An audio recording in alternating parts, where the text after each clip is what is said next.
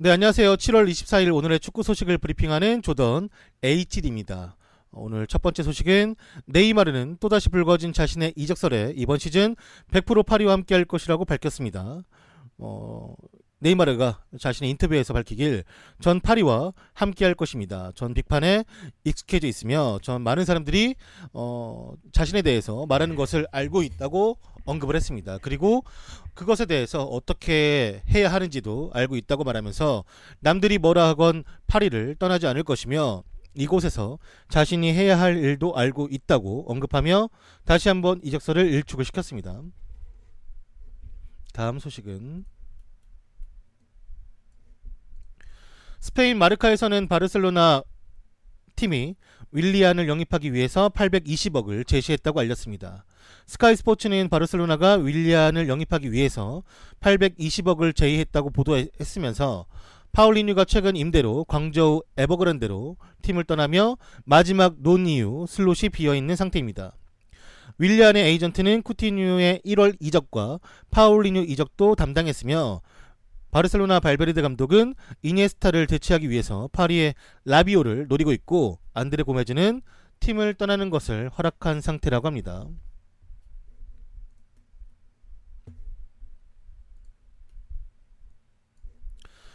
이탈리아 언론에서는 아르투르 비달 이 선수가 미네를 떠나 인터 밀라노의 이적에 근접한 상황이라고 밝혔습니다.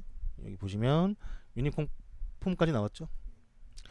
스페인 미디어셋 이 언론에 따르면 인터밀란은 바이에른 뮌헨의 미드필더인 아르투르 비달에게 다시 관심을 가지고 있고 아르투르 비달은 뮌헨을 떠나 이적료 3천만 유로로 인터밀란으로 떠날 것으로 예상하고 있습니다.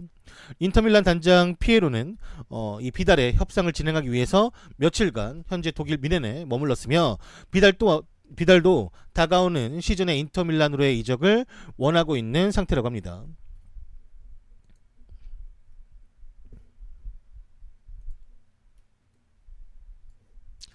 쿠르투아는 현재 첼시와 계약이 1년 남아있지만 그의 가족들이 살고 있는 마드리드로 떠나고 싶어하며 쿠르투아는 자신의 친구에게 레알 이적이 얼마 남지 않았다라고 말하고 다닐 정도이며 쿠르투아가 레알에 간다면 이적료 3,500만 파운드 520억에 팀을 떠날 수 있을 것이라 언급하고 있습니다.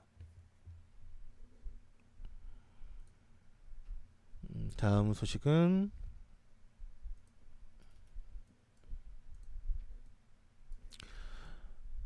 영국 언론인 스카이 스포츠는 그 SNS 계정으로 토트넘의 신구장이 마치 대형 변기를 지어 놓은 것 같다라고 비꼬았습니다. 이 사진들 중 하나를 불행한 각도에서 보면 화장실 변기처럼 생긴 것은 사실이며 팬들은 클럽이 그들의 첫 출전이 예정되어 있는 9월 15일까지 신구장 프로젝트를 완성하기 위해서 서두르는 가운데 트위터를 통해서 경기장을 위해서 바라본 모습이 마치 변기 같다고 농담을 했습니다. 이 사진들을 보시면 이런 식으로 이제 트위터에서 농담이 나오는 거고요.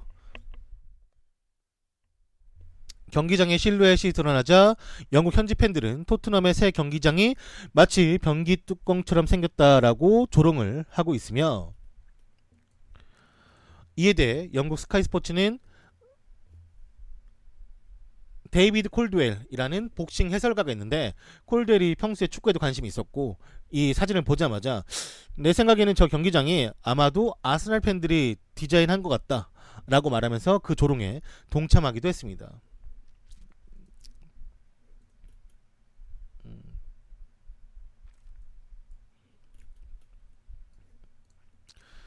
다음 소식은 리버풀 에코에서는 부바치는 다시는 리버풀로 돌아오지 않는다라고 알렸습니다. 성인팀 어시스턴트 코치였던 젤리코 부바치의 부재가 계속됨에 따라 프리시즌 동안 피터 그라비치와 함께 더욱 많은 역할을 담당할 것이며 리버풀은 부바치의 상황이 바뀌지 않았다라고 전달했습니다. 그는 여전히 리버풀의 직원이지만 4월 이후 개인적인 문제로 팀을 이탈한 상태이며 하지만 리버풀 에코에서 확인한 내용에 따르면 부바치는 클럽으로 돌아오지 않을 것이며 17년간 함께했던 클럽과의 관계도 끝이 난 것으로 봐야 하고 아마도 그의 방출은 몇 주 후에 발표가 될 것이라고 합니다. 현재 레인더스가 부바치의 자리를 대체함에 따라 코치진에서의 추가적인 영입은 없을 것이라고 언급을 했습니다. 과거 아카데미와 멜 우드를 이어주는 성인팀 발전 코치로 활동했던 레인더스는 이제 공식적인 직책을 부여받으며 리버풀에서 클롭과 함께 선수들을 이끌 것이라고 합니다. 레인더스는 현재 선수들 사이에서 많은 인기와 신임을 받고 있고 벤 우드번도 성인팀으로 올라오기 전에 레인더스의 관리를 받았었습니다.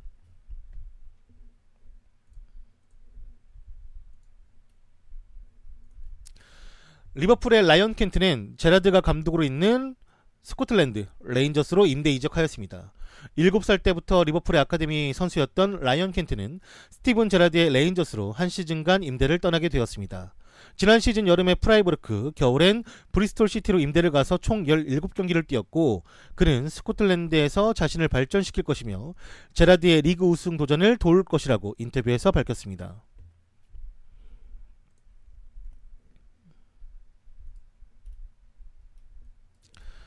스페인 라리가 축구협회는 스페르코파 경기를 모로코 탕헤르에서 8월 12일날 개최한다고 알렸습니다. 세비야와 바르셀로나 간의 스페르코파 단일 경기로 8월 12일 모로코 탕헤르에서 오후 10시에 개최될 것이며 자국이 아닌 모로코에서 개최하며 라리가의 스페르코파컵 또한 해외에서 열리게 되었습니다.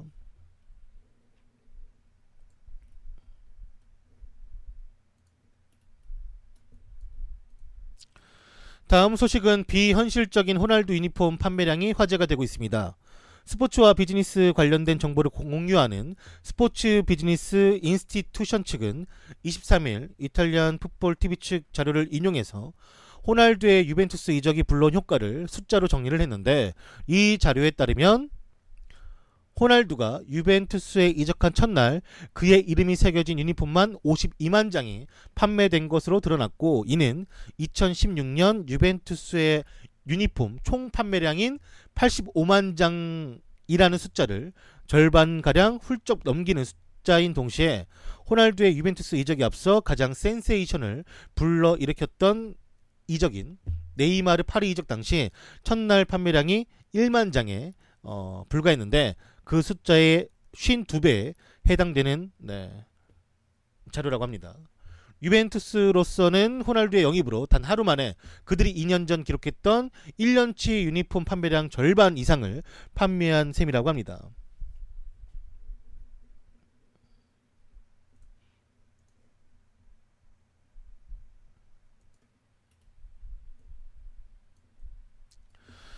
다음 소식은 월드컵을 5회나 출전했던 멕시코의 철강왕 마르케스가 현역 은퇴를 선언했습니다. 마르케스는 23일 자신의 SNS 계정을 통해서 축구 선수로 뛴 22년의 경력에 많은 희생과 노력, 실패, 성공의 결과로 이루어졌고 때로는 슬프고 실망스럽기도 했지만 매우 만족스러웠던 선수 생활이었고 즐거웠다라고 되돌아보며 자신의 축구 인생에서 행복한 날을 보냈고 이제는 그라운드를 떠나려 한다라고 밝혔습니다.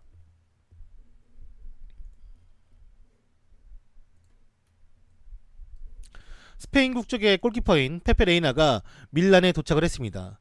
AC 밀란은 나폴리에서 이번에 자유계약으로 영입한 페페 레이나가 자신들의 골키퍼 자원에 큰 힘이 될 거라고 생각했고 레이나도 AC 밀란으로의 이적에 동의를 하면서 이적이 성사가 되었습니다.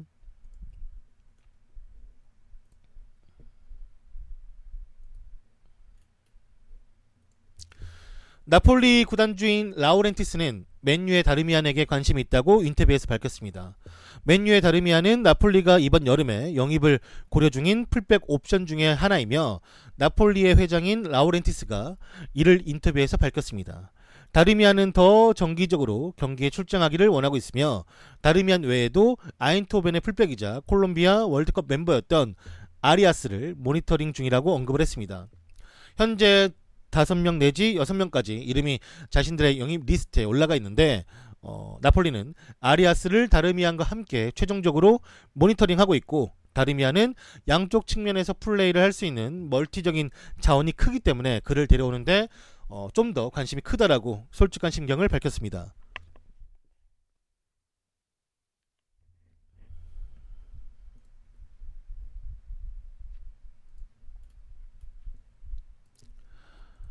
영국 스카이 스포츠에서는 첼시, 도르트문트, 바이에른 뮌헨이 마샬을 영입하는 데 큰 관심을 가지고 있는 클럽들이라고 언급을 했습니다.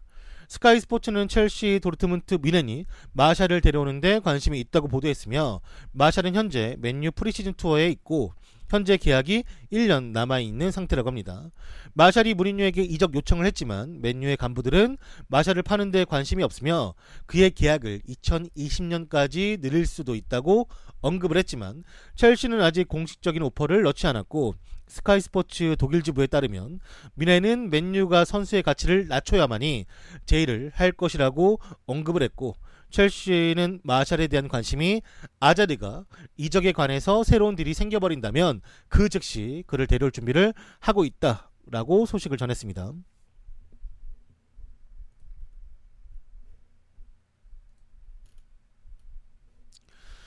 독일 국적의 국가대표 선수였던 웨질이 국가대표 생활을 은퇴했습니다. 웨질은 자신의 은퇴 시기를 발표하면서 말하길, 최근 결과로 인한 많은 고심과 무거운 마음으로 결정을 내리게 되었습니다. 전 더 이상 독일 국가대표팀에서 뛰지 않을 것입니다. 인종차별이 사라지고 선수에 대한 존경이 없이는 뛰지 않을 것이며, 전 독일의 유니폼을 대단한 자부심을 가지고 싸웠지만 더 이상 그러한 마음이 들지 않고 이 결정은 상당히 어려웠습니다. 전 항상 팀메이트들, 스태프들, 독일의 좋은 사람들을 위해서 최선을 다해왔으며, 하지만 독일 축구협회 고위 간부들은 자신의 터키 혈통을 무시하고 이기적으로 자신을 정치적으로 이용을 했으며 그것을 이제 그만해야 할 것이라고 말했습니다. 이것이 내가 국가대표에 나서지 않는 이유이며 경기장 안팎으로 인종차별은 수용돼서는 안 된다며, 다시 한번 자신이 독일 국가대표 선수로서 겪었던 좋지 않은 일들을 이야기하면서 자신의 지친 심경과 마음을 담아 은퇴를 발표하게 되었다라고 이야기를 했습니다.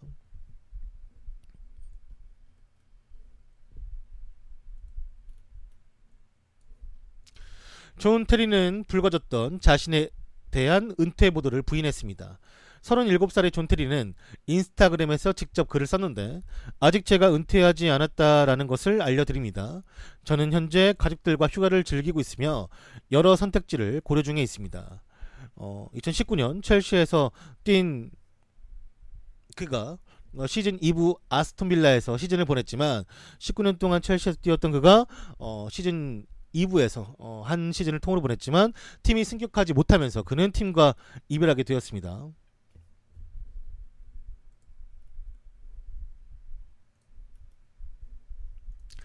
이니에스타와 토레스가 같은 날에 J리그에 데뷔를 했지만 두 팀은 나란히 패배를 하였습니다. 전 스페인 국가대표였던 이니에스타와 토레스가 같은 날 일본 J리그 무대에 데뷔를 했습니다. 지난 6월 바르셀로나를 떠나 비셀고베로 이적한 이니에스타가 먼저 J리그 팬들에게 자신을 선보였으며, 역사적인 데뷔는 팀의 패배로 다소 빛을 발했습니다.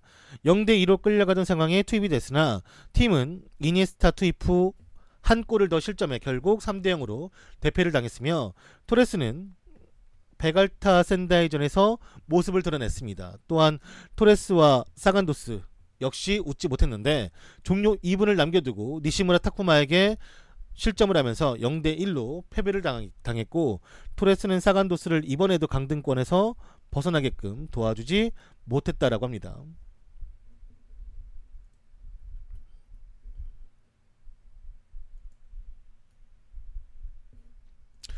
맨유의 발렌시아가 프리시즌 친선 경기에서 종아리 부상을 당했다라고 합니다.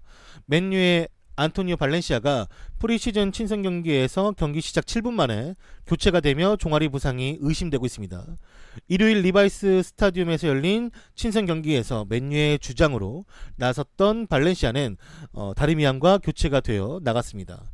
맨유는 아직 발렌시아의 부상 정도를 밝히지 않은 상황이며, 무리뉴가 지난 목요일 마찬가지로 오른쪽 풀백인 디오고 달로트가 9월달까지 팀에 합류할 수 없을 것이라고 직접 컨펌을 했기 때문에 현재 오른쪽에서 뛸 수 있는 선수가 다르미안밖에 없으며, 다르미안은 새로운 프리미어리그 시즌을 앞두고 무리뉴 선수단에서 유일하게 오른쪽 풀백으로 뛸 수 있는 선수로 남아 있습니다. 하지만 다르미안은 나폴리의 관심을 받고 있고, 나폴리의 회장은 그처럼 다재다능한 풀백을 영입하기 위해서 그를 오랜 시간 동안 지켜보고 있었다라고 직접 인터뷰에서 밝히며 그의 영입을 간절히 바라고 있다 언급을 했습니다.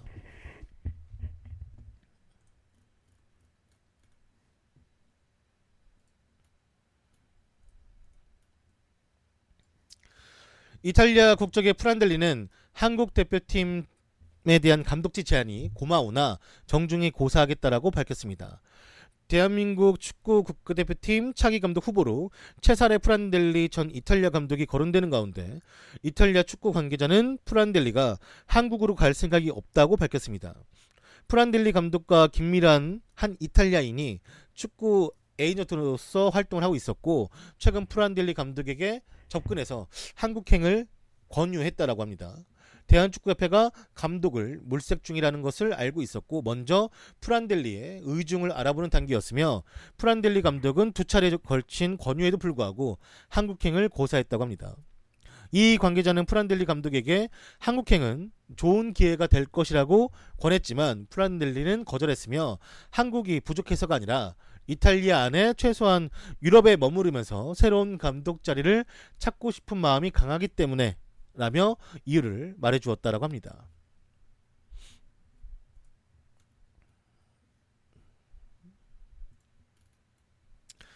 독일 키커즈에서는 바이에른 뮌헨이 665억이면 보아탱을 판매할 생각이 있다고 밝혔으며 현재 맨유와 파리가 그에게 관심을 가지고 있다고 전했습니다.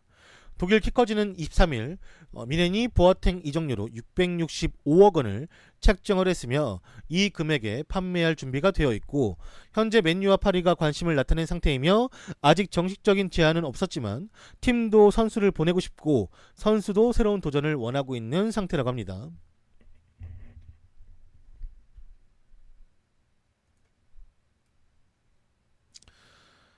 다음은 대한민국 축구협회의 감독 선임 관련 언론 기사에 대한 공식 입장이 또다시 발표가 되었습니다. 최근 국가대표팀 감독 선임과 관련해 언론의 추측성 기사가 매일 쏟아져 나오고 있습니다. 그 중에서도 대한축구협회 내부 사정을 잘 아는 축구인이나 축구계 동향에 밝은 관계자 또는 국제 이적 시장에 정통한 인물 등을 출처하는 기사는 한 번쯤 걸러서 읽을 필요가 있습니다.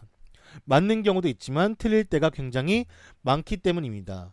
외신 기사도 마찬가지이며 확인되지 않는 소문을 근거로 할 때가 많고 심지어 이득을 노리고 일부러 정보를 가공해 언론에 흘리는 사람들도 있습니다.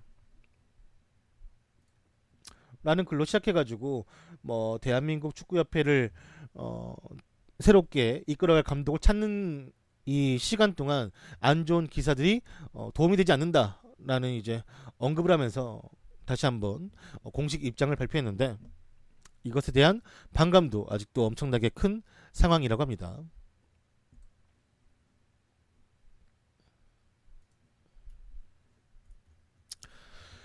골닷컴에서 보도하길 미국 주류법 때문에 맨 오브 더 매치가 되지 못한 퓰리시치가 주목이 되고 있습니다. 퓰리시치는 오늘 새벽에 열렸던 리버풀전의 대활약으로 ICC컵 도르트문트와 리버풀 경기에서 맨 오브 더 매치를 받기 충분했으나 미국 주류법에 의해서 21살부터 음주가 가능하기에 19살인 그는 주류회사 하이네켄에 서주는 맨 오브 더 매치상을 받지 못했습니다. 대신 맨 오브 더 매치는 리버풀의 반다이크가 받았으며 경기는 리버풀의 반다이크가 헤딩 선제골을 넣었으나 내리 도르트문트에게 3골을 얻어맞으며 1대3으로 패배를 당했습니다.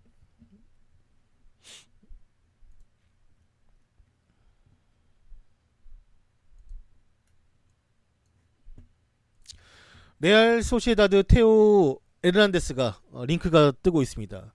레알 소시에다드는 레프트백 영입에 많은 어려움을 겪고 있으며 그들에게 남은 최후의 영입 대상은 레알의 테오 에르난데스라고 합니다. 그는 세계 최고의 선수인 마르셀로 그늘에 항상 머물러 있었고 이에 레알은 임대 또는 임대 후 이적 옵션으로 그를 보내주려고 하고 있으며 최근 알바로 오드리오솔라를 레알 소시에다드에서 영입을 하는 등 두 클럽 간에는 좋은 관계가 이전부터 형성이 되어 있었기 때문에 레알 소시에다드가 테오를 영입하려는데 좋은 영향을 끼칠 것이라고 언급을 했습니다.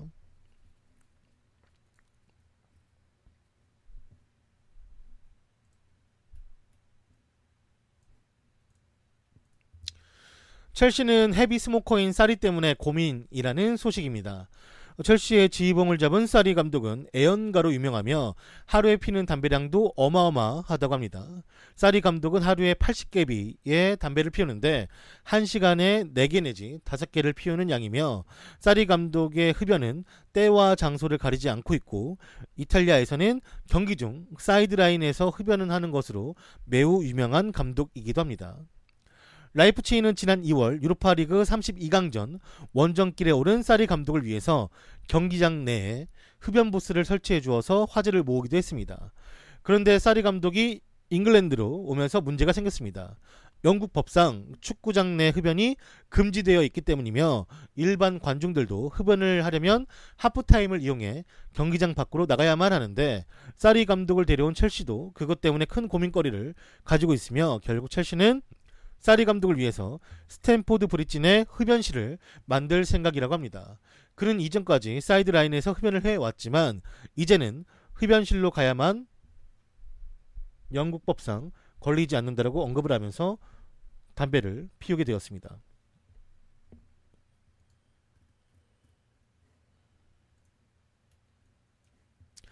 클롭은 오늘 새벽에 있었던 경기에서 마티프가 도르트문트전에 다친 부상에 대해서 컨펌을 했습니다. 클롭이 말하길 조엘 마팁 부상이 오늘 가장 불행한 일이라고 언급을 하면서, 마팁은 전반 22분에 절뚝이며 교체를 당했고 부상에서 돌아온 3경기 만에 또다시 그는 부상을 당하게 되었습니다. 이건 그가 당했던 같은 종류의 부상이 아니며 다른 근육이고, 다행히 아직까지 봤을 때는 근육이 조금 찢어진 것으로 파악이 되고 있다고 합니다. 우리는 조금 더 지켜볼 것이지만 아직까지 할 수 있는 것은 없고, 당연하게도 오늘 있었던 일 중에 불행한 일이라고 말을 했습니다.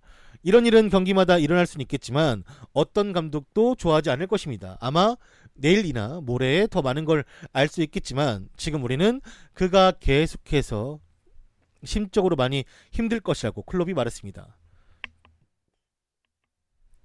마팁의 마지막 경기는 2017-18 시즌 3월달에 있었던 크리스탈 팰리스 경기였고, 그는 그 이후 수술을 진행했으며 부상에서 복귀했지만 3경기 만에 또다시 재부상을 당한 것이라고 언급을 했습니다.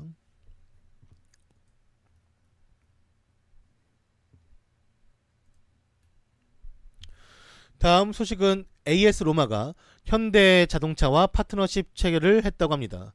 2021년까지의 계약이며 등번호 밑에 현대자동차 브랜드 마킹이 들어간다라고 합니다. AS 로마는 현대자동차와 계약을 하면서 팬 몰카를 진행하며 이벤트를 한 영상이 올라오기도 하였습니다.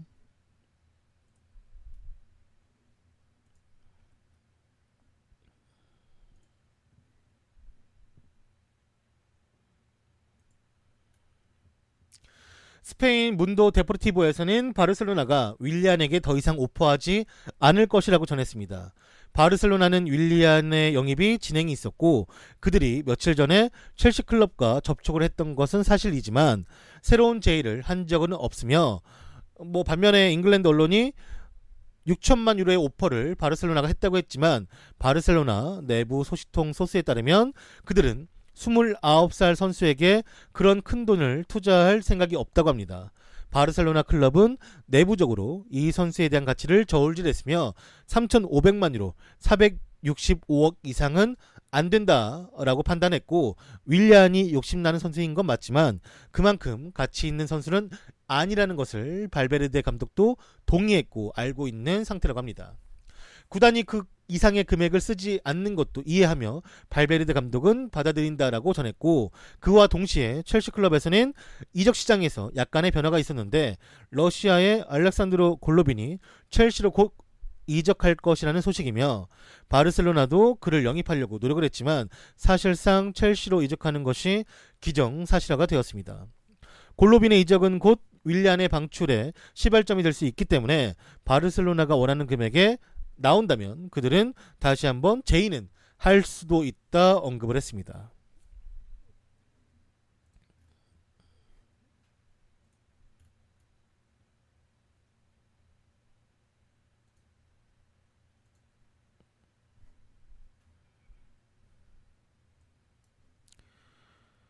다음 소식은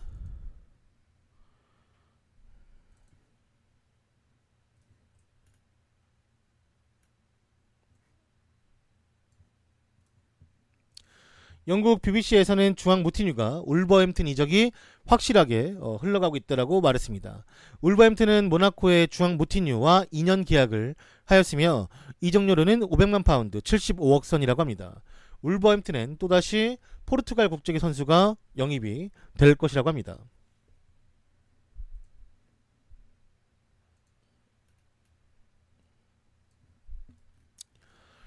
헤네스 미넨 회장은 외질이 은퇴해져서 기쁘다라고 언급을 했습니다. 헤네스 회장이 말하길 외질이 은퇴해서 너무나도 기쁘며 그는 수년간 엉망인 경기력으로 국가대표 일원이었고 외질이 국가대표 경기를 뛸 때 마지막으로 태클을 성공한 게 2014년 브라질 월드컵일 거라고 비꼬았습니다.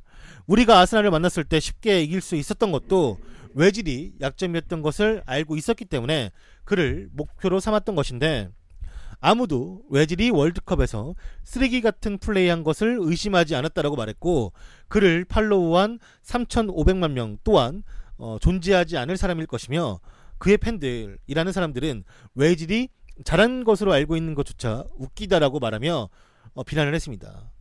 헤네스라는 이 사람은 400억을 이상 횡령하고 수백억 넘게 탈세를 해서 감방을 다녀온 전과 이력이 있습니다.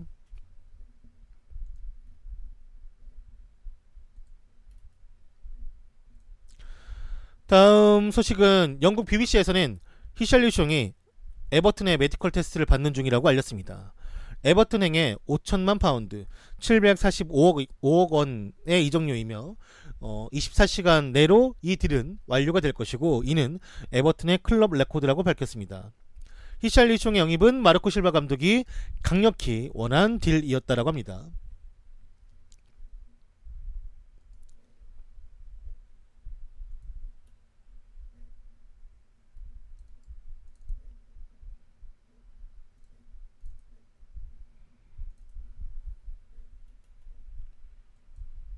다음 소식은 할리로치치 감독은 대한민국이 아닌 이집트로 갈 것이라고 합니다. 다음 주 정도에 카이로로 가서 계약에 서명할 것이라고 해외 언론에서 기사가 나와 있습니다.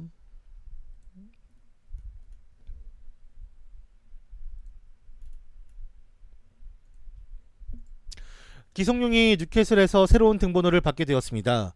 뉴캐슬 유나이티드로 이적한 한국의 주장인 캡틴인 기성용이 등번호 4번을 받았다고 합니다. 뉴캐슬은 지난 29일 공식 홈페이지를 통해서 뉴캐슬이 한국 대표팀의 주장인 기성용과 계약을 체결했으며 기성용은 수완주와 계약이 만료된 후 7월 1일부터 뉴캐슬에 합류한다라고 언급을 했었습니다. 계약 기간은 2년이고 기성용의 영입을 공식적으로 발표한 지 한 달여 만에 등번호 4번을 받게 되었다라고 합니다.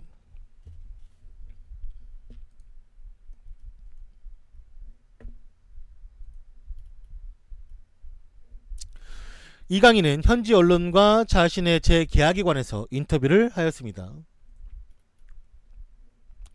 이강인이 말하길 발렌시아와 같은 매우 훌륭한 클럽과 재계약을 하게 되어 매우 행복합니다. 이제 제 능력을 발렌시아 1군에서 뛸 수 있도록 더 노력할 것이고 발렌시아에서는 저를 많이 성장하게 해주었고 실제로 저는 많이 성장했습니다. 제가 여기에 왔을 때부터 제 꿈은 메스타야에서 뛰는 것이었으며 지금 저는 1군 팀과 함께 훈련을 받고 있습니다. 팀 동료들도 저를 잘 대해주고 있으며 코칭 스태프 역시 그렇습니다. 제게 있어서 매우 좋은 기회이며 저는 여기 1군 팀의 선수들과 탑 디비전에서 무엇을 하는지 배우러 왔고 그들로부터 더 많이 배워야 합니다. 클럽은 유스들에게 큰 기대를 가지고 있고 어린 선수들이 1군 선수들과 함께 시간을 공유할 수 있다는 것은 매우 좋은 것이라고 전 생각합니다. 우리에게 있어 메스타야에서 뛰는 것은 꿈입니다. 이제 전 제가 원하는 것을 달성하기 위해서 더 열심히 할 것이라고 언론과의 인터뷰에서 밝혔습니다. 제가 기사를 발췌하는 곳은 FM코리아, FM네이션 그리고 다음 카페인 락사이며 이곳에서 좋은 기사를 올려주시는 많은 분들에게 다시 한번 감사 인사를 드립니다. 고맙습니다. 유튜브에서 조던 HD 검색하시면 구독하기, 좋아요, 댓글 달아주시고요. 그 다음에 카톡에서 조던 검색하시면 풀진 등록도 가능합니다. 원래는 이야기가 뉴스가 나오면 사담을 펼치겠는데 앞으로는 한 1, 2주 정도는 그냥 뉴스만 진행을 하고 사담은 다시 한번 뉴스를 복귀하면서 라이브 방송에서만 네, 이야기를 할 것이기 때문에 라이브 방송을 보실 분들은 카카오TV에서 저녁 7시 내지 8시에 오시면 함께 축구 토론과 이야기를 같이 나눌 수 있으니 여러분들의 많은 참여 부탁드리겠습니다. 감사합니다.